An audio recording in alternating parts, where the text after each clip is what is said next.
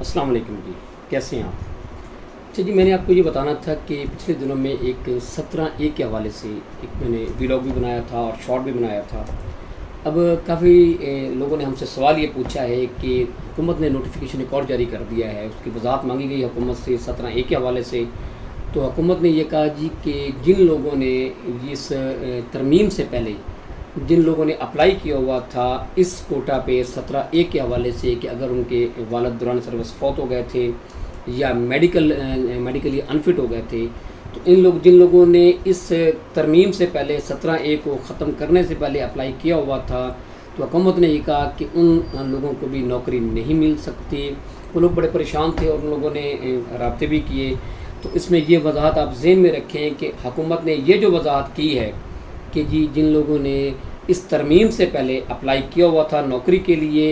اس 17A کی بنیاد پہ، تو وہ لوگ نوکری حاصل کر سکتے ہیں۔ اس کی ریزن یہ ہے کہ قانون یہ ہے کہ جب بھی کوئی ترمیم ہوتی ہے قانون میں تو اس کا ریٹروسپیکٹو افیکٹ نہیں ہوتا، یعنی کہ اس کے پہلے جو حالات ہوتے ہیں اس پہ جو ہے یا پہلے جو بھی پرپوزیشنز ہوتی ہیں تو اس پہ وہ قانون لاگو نہیں ہوتا۔ یہ ترمیم کے بعد جو ہے اب کوئی بھی جو ہے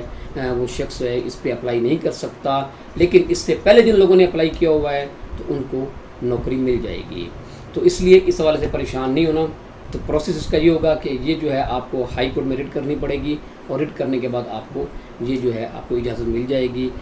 کہ آپ کو نوکری مل سکتی ہے۔